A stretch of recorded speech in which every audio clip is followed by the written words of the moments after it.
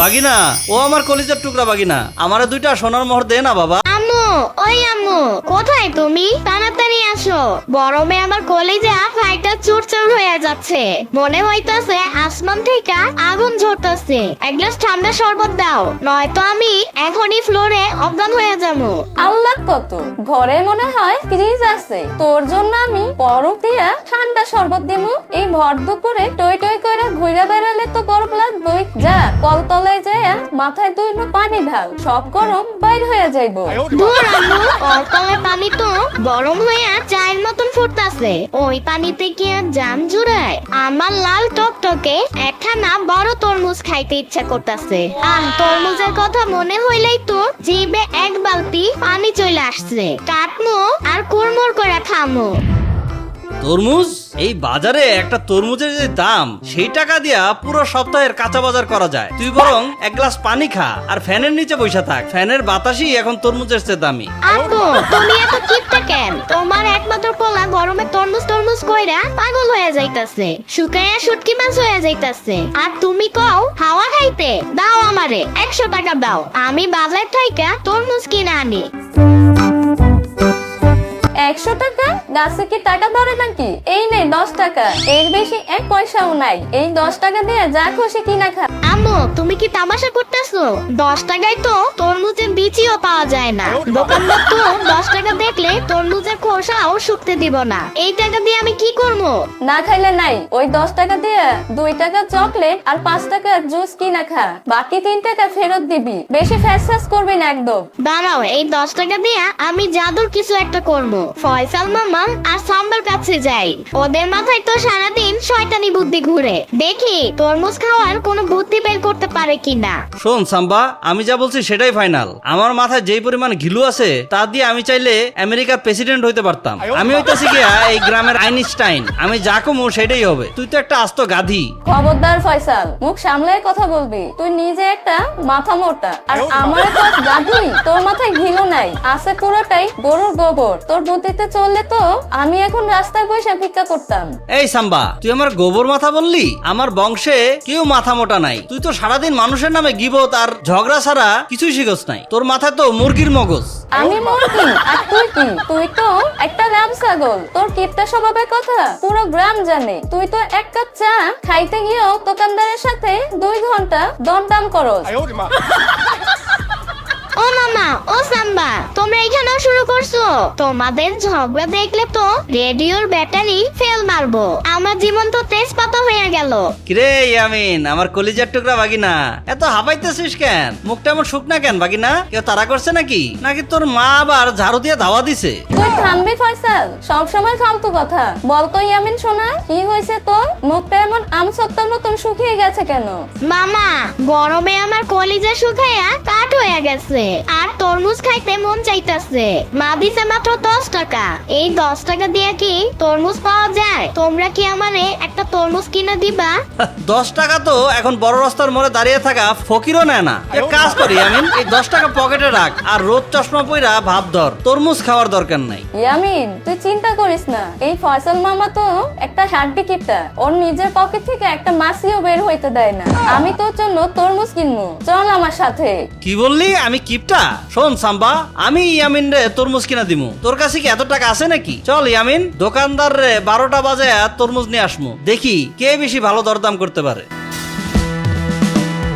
আয়েন ভাই আয়েন, লাল টকটকে তরমুজ একবার খাইলে আজীবন মনে রাখবেন। কাটলে একদম মধুর মতো মিষ্টি হইব, না হইলে কিন্তু পয়সা ফেরত। আয়েন আয়েন। এই মিয়া, তরমুজ কত কইরা? একদম ফ্রেশ দেখে দিবা, আর দাম কিন্তু আমার মতো দিমু। আমি ফয়সাল, আমার সাথে চালাকি করবা না কিন্তু।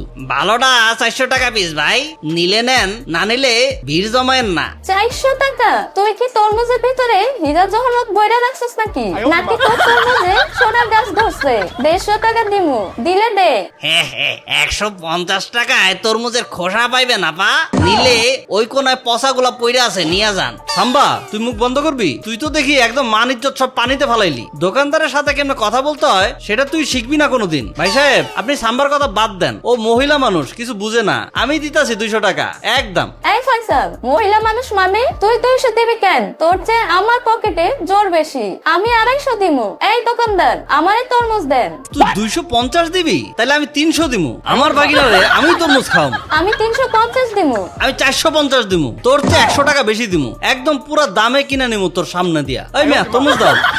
ঠিক আছে ভাই, আপনার মতো কলিজাওয়ালা কাস্টমারই তো আমার চাই। চাইছিলাম 400, আপনি দিতেছেন 450। এই নেন সবচেয়ে বড় তরমুজ, 450 টাকা দেন আর তরমুজ নিয়ে যান।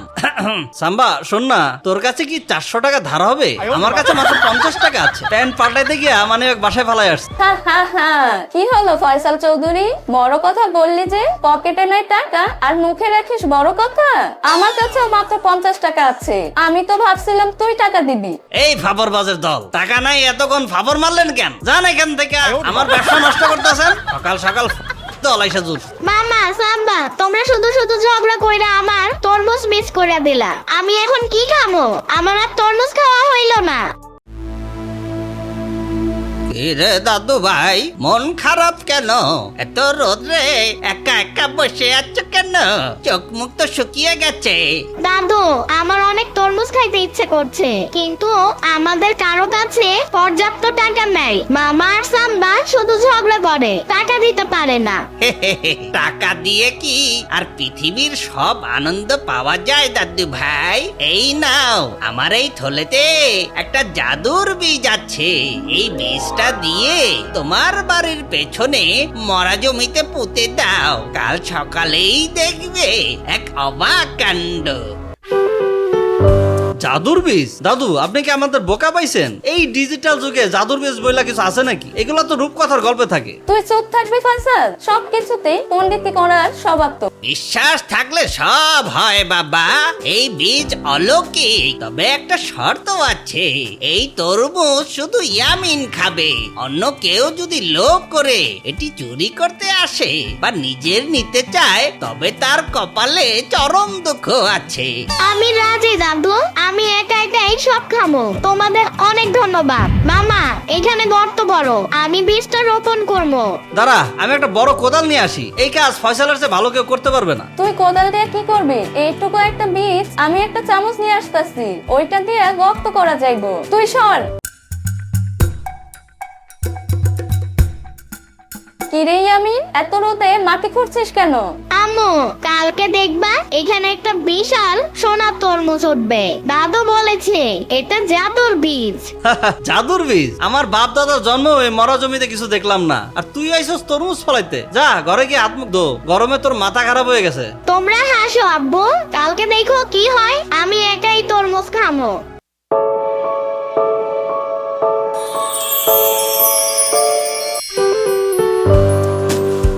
ওই আম্মু, আব্বু, মামা, সাম্বা, তাড়াতাড়ি আসো, জলদি আসো, দেখা যাও কি হইছে।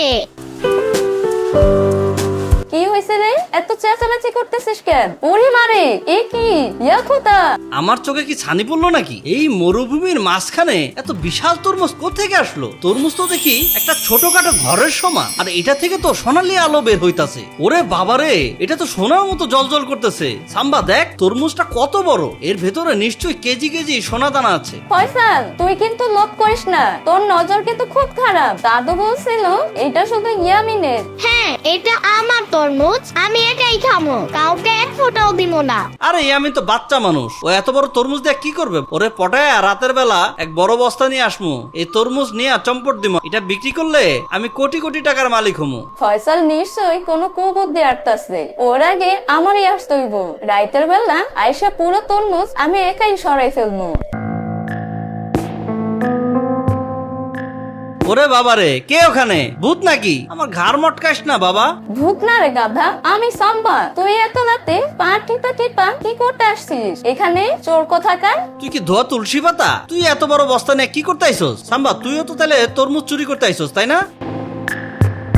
চুপ কর, এই তরমুজ আমি নিমু, আমার বস্তা বড়, তুই সর। খবরদার সাম্বা, আমি বিষটা দেখছিলাম আগে, তাই এটা আমার। তুই ভাগ এখান থেকে, আমি একাই বস্তায় বলবো। তুই বস্তায় ভরবি? তুই তো এই তরমুজ একা জাগাইতে পারবি না, আমারে দে। ওরে বাবা রে গেলাম রে, আমার কে কারেন্ট মারলো? সাম্বা, তুই আমার শরীরের উপর পড়ছিস কেন? তোর এত ওজন, আমার তো হাড্ডি গোড়া গোড়া হয়ে গেল। মুখ সামলায় কথা ক ফয়সাল, তুই আমারে ধাক্কা দিছস, আমার মুখে গোবর ঢুকাই দিছস। কি গন্ধ! ওরে বাবারে, আমার পেট ভাঙা গেল। আগে তো আমার শরীরের উপর থেকে সর। আমি তো গোবরের নিচে ডুবা যাইতেছি, তুই তো পুরাই একটা গোবরের বস্তা হয়ে গেছো। তুইও তো গোবরের ড্রাম হয়ে আসছিস। চল এখান থেকে পালাই, কেউ দেখা ফেললে ইজ্জত থাকবো না। কি ব্যাপার ইয়ামিন, ঘটনা কি? এই তরমুজ কোত্থেকে আসলো? আর ফয়সাল আর সাম্বার এই দশা কেন? ওরা কি গোবরের গর্তে গোসল করে আসছে নাকি? মোড়ল চাচা, ওরা রাতে আমার জাদুর তরমুজ বস্তায় ভরা চুরি করতে আসছিল। জাদুর কারেন্ট খেয়ে ওরা ছিটকে গিয়া গোবরের গাদায় পড়েছে। সি সি ফয়সাল, সাম্বা, তোরা এত নিজের ভাগিনার তরমুজ চুরি করতে গেলি? তোদের কি লজ্জা নাই? ভুল হয়েছে দুলা ভাই, শয়তান আমারে কুমন্ত্রণা দিছিল। আর কোনোদিন লোড করবো না। আমার কোমরের নাট বল্টু সব ঢিলা হয়ে গেছে শর্ট খাইয়া। মাফ করে দেন মরল সাহেব, এই গোবরের গন্ধ আমার নাড়ি ভুঁড়ি উল্টে আসতেছে। আমি জীবনে আর কারো তরমুজ খামু না। ঠিক আছে মোড়ল চাচা, এবার আমি তরমুজ খাবো। জাদুর তরমুজ এখন সবার জন্য। দাদু বলছিল শুধু সৎ মানুষরাই এই তরমুজ ছুঁতে পারবে। বাগিনা, ও আমার কলিজার টুকরা বাগিনা, আমারে দুইটা সোনার মোহর দে না বাবা। ইয়ামিন সোনা আমার, তুই তো আমার জান, আমার একটা হীরার টুকরা দে। খবরদার, তোমরা যদি আবার লো করো তাহলে কিন্তু আবার গোবরের গাদায় গিয়ে পড়বা।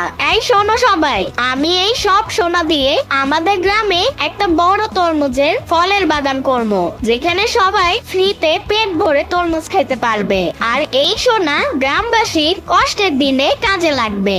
বাহ ইয়ামিন, তোমার মনটা এই তরমুজের চেয়েও বড়। তুমি গ্রামের সবার মুখ উজ্জ্বল করেছো।